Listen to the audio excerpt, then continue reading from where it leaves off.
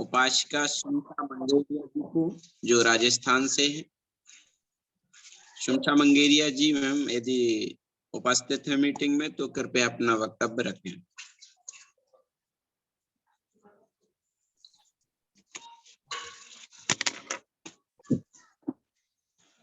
Hello Mukesh sir, ma'am जुड़ी हैं क्या?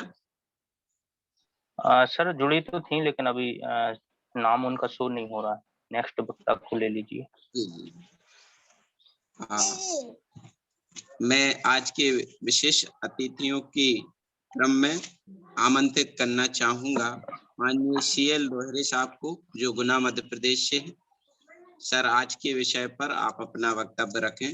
सम्मानीय दोहरे साहब।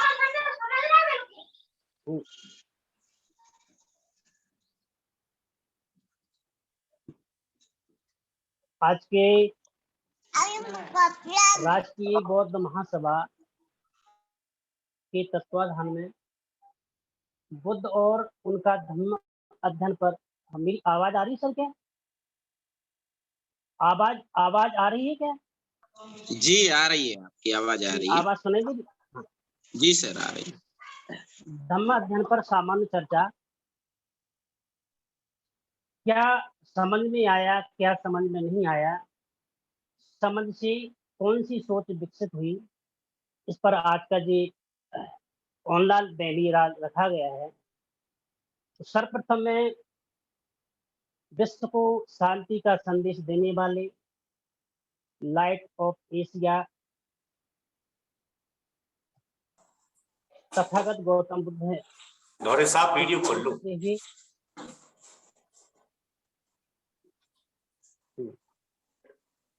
तथागत गौतम बुद्ध को नमन करते हुए भारत के करोड़ों दलितों के उद्धारक, संविधान निर्माता, Bharat Ratna, symbol of knowledge, परम पूज्य बाबा साहब अम्बेडकर के चरणों में नमन करते हुए हमारे इस बहुजन समाज में जंगली संत और गुरु एवं समाज सुधारकों को मैं नमन करता हूँ। आज की राष्ट्रीय बौद्ध महासभा के संस्थापक एवं राष्ट्रीय अध्यक्ष परम सम्मानीय धर्म प्रकाश भारती जी को मैं नमन करता हूँ। हमारे राष्ट्रीय बौद्ध महासभा के राष्ट्रीय कार्यवाहक अध्यक्ष एवं हमारे परम मार्गदर्शक परम सम्मानीय बादल सिंह बौद्ध जी। आज के कार्यक्रम के विशेष अतिथि हमारे इस कार्यक्रम में अभी हमारे वक्ता के रूप में हमको मार्गदर्शन देते गई हैं परम सम्मानीय उपासिका सुनीता बौद्ध, राष्ट्रीय कोषाध्यक्ष महिला विंग आगरा से। माननीय NLD वसवंत जी, प्रदेश महासचिव महाराष्ट्र से। माननीय शुंठा मंगेरिया जी, राजस्थान, एवं इस कार्यक्रम में जुड़े समस्त उपासक उपासिकाओं। अब हमारे पूर्व वक्ताओं ने काफी कुछ बुद्ध धम्म पर चर्चा कर ली है, अब बहुत सारी बातें बता दी हैं। मैं संक्षेप में, जो कि एक अनुशासन है हमारे जो संचालक महोदय बालचंद बौद्ध जी और आज की कार्यक्रम की अध्यक्षता कर रहे माननीय DM पटेल जी। तो जैसा कि संचालक महोदय ने एक समय की प्रतिबद्धता के साथ अनुशासन का परिचय करने के लिए भी आह्वान किया है, तो मैं अपनी बात को संक्षेप में जो भी समय है उसके अकॉर्डिंग में रखता हूँ। तो सम्मानीय उपासक उपासिकाओं, जैसा कि बौद्ध धर्म पर एक सामान्य चर्चा विषय पर हमने क्या सीखा, तो साथियों ने बहुत कुछ बता दिया है। तो तथागत गौतम बुद्ध ने जब ग्रह त्याग किया और ग्रह त्याग करने के पश्चात हमारे अधिकांश उपासकाओं या जनमानस के विचार में या उनको ये समझाया जाता है कि तथागत गौतम बुद्ध ने रात्रि में सभी परिवार को सोता हुआ छोड़ करके ग्रह त्याग किया था। तो सम्मानीय उपासक उपासिकाओं, उन्होंने रात्रि काल में ग्रह त्याग नहीं किया था, बल्कि उन्होंने परिवार के अपनी माँ यशोधरा से भी अनुमति लेकर के उन्होंने ग्रह त्याग किया।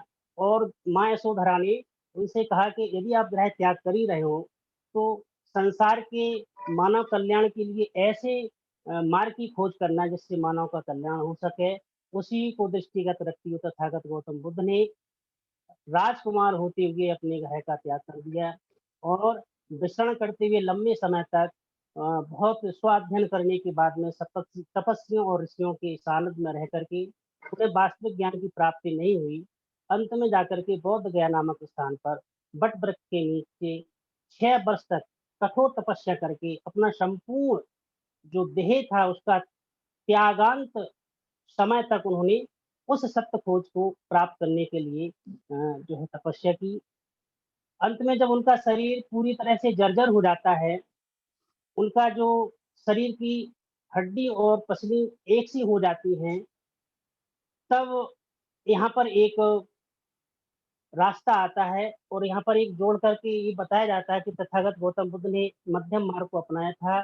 तो ये बात है कि वीणा की डालों को इतना कसो मत कि वो टूट जाए और इतना ढीला भी मत करो कि उनसे कोई स्वर ना निकले। यहाँ से उन्होंने अपने आप को मध्यम स्थिति में ला करके ज्ञान को प्राप्त करने के लिए शरीर का होना भी आवश्यक है, ऐसा समझ करके उन्होंने ज्ञान की प्राप्ति की। तत्पश्चात उन्होंने एक ऐसे धम्म की खोज की जो पूरी तरह से वैज्ञानिक है और अंत में लास्ट में उन्होंने कहा था कि हमारा जीवन कितना है ये मेरी बस की बात नहीं है, हम कितना जिएंगे ये मेरी बस की बात नहीं है, लेकिन हमें कैसे जीना है ये मेरी बस की बात है। यही संदेश सभी मानव और संसार के लोगों को उन्होंने दिया। तो उन्होंने इसके लिए व्यक्ति को शांति स्थापित करने के लिए 4 आर्षद और अष्टांगिक मार्ग की खोज की। तो उन्होंने अष्टांगिक मार्ग और 4 आर्षद पर मानव मात्र को चलने के लिए आह्वान किया। 4 आर्षद हैं, दुख है।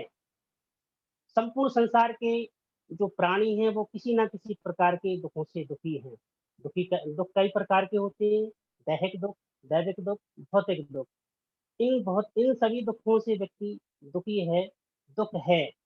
तो अगला उन्होंने आर्षद में कहा है दुख का होना आवश्यक है, दुख का कारण है। जिसे हम कह सकते हैं सत्कारवाद, क्योंकि तथागत गौतम बुद्ध का ही ये सत्कारवाद है जो है सांख्य कार का अर्थात सांख्य दर्शन में इसका उल्लेख किया गया है, लेकिन तथागत गौतम बुद्ध अर्थात बौद्धों का ये सत्कारवाद है। तो सत्कारवाद क्या है?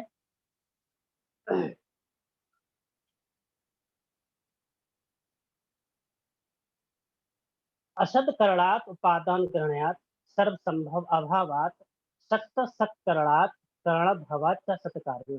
माने कोई भी यदि कार्य होता है तो उसके पीछे कोई ना कोई कारण होता है।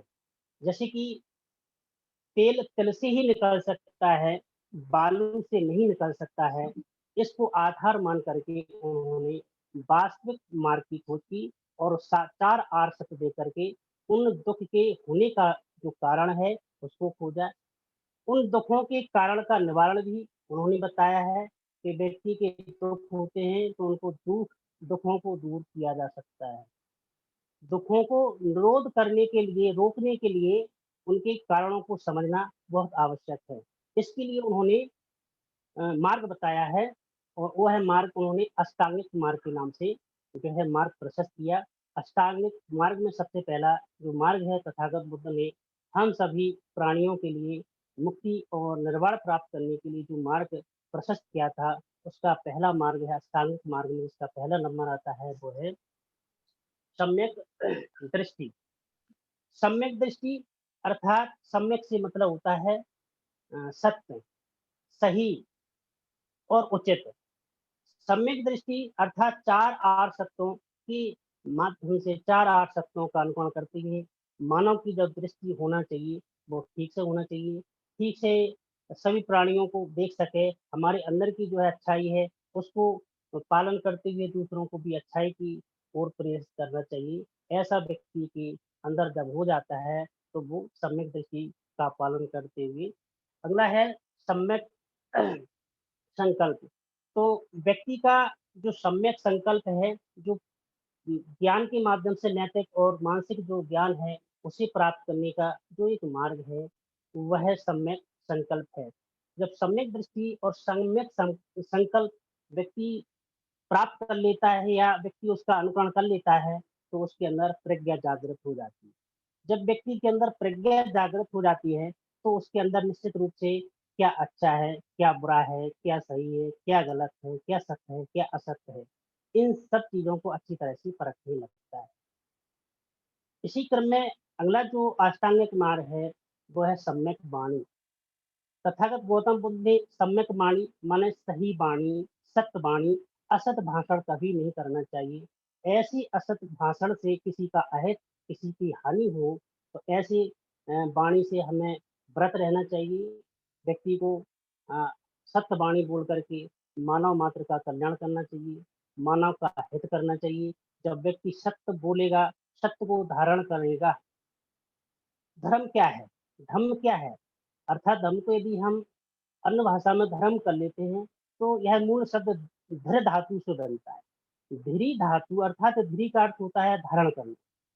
जब कोई व्यक्ति जिसको धारण करता है, यदि सत्य को धारण करता है, तो सत्य ही उसका धर्म होता है। यदि असत्य को धारण करता है, तो असत्य ही उसका धर्म होता है। यदि अत्याचार करने को वह धारण करता है, तो उसका अत्याचार ही धर्म है। यदि चोरी करने को वह धारण कर लेता है, तो उसका वही धर्म होता है। तो तथागत गौतम बुद्ध ने सम्यक वाणी के माध्यम से व्यक्ति को आहत न करने के लिए प्रयोग किया है, और इस मार्ग पर चल करके व्यक्ति निश्चित रूप से सत्य वाणी को बोल करके, सत्य वाणी का अनुसरण करके व्यक्ति अपने आप में एक सब और सदाचारी हो जाता है। अगला अष्टांग मार्ग है सम्यक कर्मांत। सम्यक कर्मांत के माध्यम से तथागत गौतम बुद्ध ने कहा है, जो कर्म है, कर्म सत्य पर आधार होना चाहिए, कर्म सम्यक होना चाहिए। सत्य के आधार पर जो भी हम कार्य करते हैं, वह कार्य के द्वारा हमारा जो जीवन निर्वाह होता है, हमें अपने जीवन को मानवों के समक्ष जो प्रस्तुत करना पड़ता है, उसमें हमारा जो कर्मांत है, वो सम्यक आधार पर होना चाहिए, उचित प्रकार का होना चाहिए। उचित प्रकार का कर्मांत ही हमारे अपने अंदर एक संस्कारों को निष्पन्न कर सकता है। अगला है सम्यक व्यायाम अर्थात प्रयास। तो सम्यक व्यायाम के माध्यम से, इस अष्टांगिक मार्ग के माध्यम से तथागत गौतम बुद्ध ने प्रयास, सम्यक व्यायाम माने सम्यक प्रयास, ठीक से प्रयास करते हुए व्यक्ति को अपने आप में परिवर्तित कर लेना चाहिए, अपने आप को बदल लेना चाहिए। सम्यक सम्यक प्रयास से जो व्यक्ति गलत रास्ते पे जाता है या गलत रास्ते को चुन लेता है, इस मार्ग को अपना करके वो उस गलत रास्ते से अपने आप को वापस कर लेता है। ठीक उसी तरह से, जिस तरह से एक छोटा बालक माँ के माँ के साथ रहता है या किसी अभिभावक के साथ रहता है, जब वह अभिभावक उस छोटे से बालक की अपनी हाथ में उँगली पकड़े रहता है और कोई रोड क्रॉस करता है, और ट्रैफिक के माध्यम से, ट्रैफिक की जटिलता अधिकता के माध्यम से रोड को इधर से उधर करना संभव नहीं होता, तब ऐसी स्थिति में वह बालक अपने नन्हे से बालक की उँगली हाथ में पकड़े रहता है, और जब वह बालक दौड़ करके उधर चला जाता है, तो वह उसका पालक होता पुनः अपने हाथों में उसको पकड़ लेता है, जिससे अनहोनी या अप्रिय घटना ना घट जाए। ठीक उसी तरह से जो हमारा मन चंचल है, चंचल मन बड़ा चलायमान होता है, गतिशील होता है, उसे रोकना बहुत बहुत कम व्यक्ति के बस की बात है। और यदि मन को वश में करना होता है, तो निश्चित रूप से वो व्यक्ति एकाग्र मन हो जाता है, तो निश्चित रूप से लक्ष्य को प्राप्त कर लेता है। तो ऐसे ही हम सम्यक व्यायाम के माध्यम से हम यदि गलत रास्ते पर जाते हैं, तो पुनः हम अपने आप को सुधार करके सही रास्ते को अपना सकते हैं। जब व्यक्ति इन 3 आष्टांगिक मार्ग को प्राप्त कर लेता है, तो वह व्यक्ति बन जाता है शील। पहला प्रज्ञा था, और फिर शील बन जाता है, शील को धारण कर लेता है, सदाचार को धारण कर लेता है, तब फिर सम्यक स्मृति, जो अष्टांगिक मार्ग का जो अगला मार्ग है, वो है सम्यक स्मृति। हम ठीक तरह से, जो हमारे महापुरुषों ने, जो तथागत गौतम बुद्ध ने अच्छा जो मार्ग दिया है, अच्छे जो उपदेश दिए हैं, जो धम्म देशनाएँ दी हैं, उन सभी का हमको ठीक तरह से इस्तेमाल करना चाहिए। जब ठीक तरह से इस्तेमाल कर लेते हैं तो निश्चित रूप से मानव में परिवर्तन हो जाता है, और परिवर्तन हो जाता है तो वह भी धर्म देशना करने का जो है योग्य हो जाता है। जैसा कि आज हमारे राष्ट्रीय बौद्ध महासमाज के संस्थापक सम्मानीय धर्म प्रकाश भारती जी ने जो सोई हुई कौम थी इस तरह से धर्म के प्रति, निश्चित रूप से उनमें इस तरह की जो है चेतना व्यक्त की है। तो निश्चित रूप से समय-समय पर इस तरह से कोई व्यक्ति को जगाता रहता है, तो निश्चित रूप से उसको खोई हुई जो अस्मिता होती है, खोई हुई जो हमारे विचार आचार होते हैं, वो हम इस्तेमाल करके सुधार कर लेते हैं। इसी तरह से अगला जो अष्टांगिक मार्ग है, वो है सम्यक समाधि। और सम्यक समाधि माने अपने आप को निर्वाण कर लेना या अपने आप को गायब कर लेना। गायब से यहाँ पर तथागत गौतम बुद्ध ने कहा है कि ये बौद्धों में अर्थात मानव की कभी मृत्यु नहीं होती है। मृत्यु शब्द जो अन्य धर्मों में अपनाए गए हैं, लेकिन तथागत गौतम बुद्ध का जो धर्म है उसमें जो है निर्वाण और अपने आप को गायब करना, ऐसा तथागत बुद्ध ने धम्म देशना में कहा गया है कि व्यक्ति का निर्वाण अर्थात बुझ जाना। क्योंकि कोई व्यक्ति बहुत बड़ा एक बार संसार में ऐसा आता है तो बुद्ध एंड धम्म में एक शब्द आया है जिसको कहते हैं उदम्बरा। उदम्बरा एक ऐसा शब्द है जो एक ही व्यक्ति के लिए एक ही बार प्रयोग किया जा सकता है, उसका कोई दोबारा उस जैसा हो नहीं सकता है। तो इस तरह से जब ये लास्ट के 3 अष्टांगिक मार्ग व्यक्ति धारण कर लेता है, तो उसके अंदर फिर तीसरा जो शील होता है वो समाधि हो जाता है। तो प्रज्ञा, शील और समाधि ये जब व्यक्ति के अंदर आ जाते हैं, तो निश्चित रूप से व्यक्ति को जो शांति की खोज के लिए या शांति की फिराक में जो व्यक्ति लगा रहता है कि शांति कहाँ मिलेगी, तो निश्चित रूप से उस व्यक्ति को अत्यंत शांति मिल सकती है, ऐसा मेरा मानना है।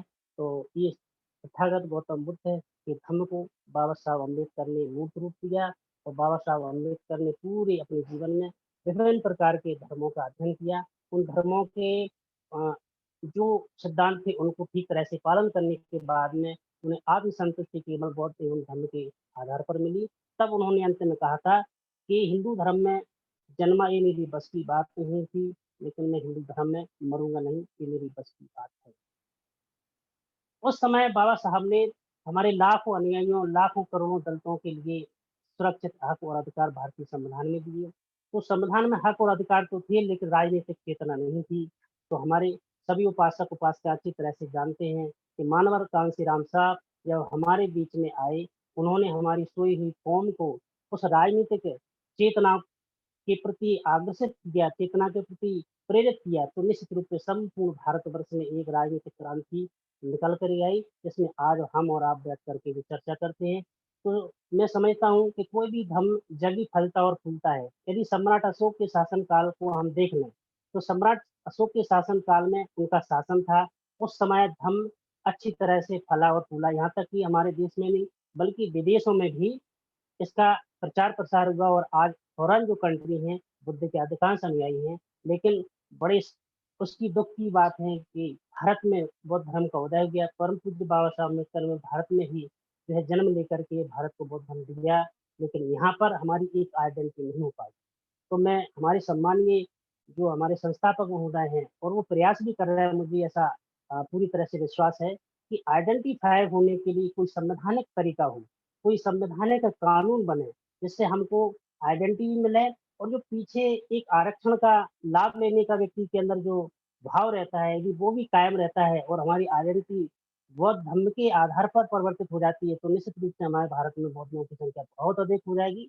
और भारत में जब संख्या बौद्धों की बहुत अधिक होगी और इन बौद्धों पर किसी तरह का अन्य अत्याचार होता है, तो हमारी जो फॉरेन कंट्री है वो निश्चित रूप से हमारा समर्थन और हमारी आवाज को उस अंतर्राष्ट्रीय मंचों पर उठाएं, जिससे हमारा किसी तरह से आयकर नहीं हो सकता है। तो सम्मानीय साथियों, मैंने समय के अनुरूप ज्यादा समय यदि ले लिया है तो मैं समाप्रार्थी हूँ। पुनः सभी को मेरी तरफ से क्रांतिकारी जय हिंद, नमो बुद्धाय, जय भारत।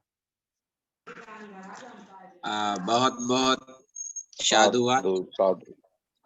माननीय सीएल दोहरे साहब, आपने विस्तार से बात रखी, और चूंकि समय हो चुका है तो मैं बड़े ही सम्मान के साथ आमंत्रित करना चाहूंगा आज के अध्यक्ष उद्घोषण के लिए माननीय वीएम पटेल साहब को कि साहब आप आए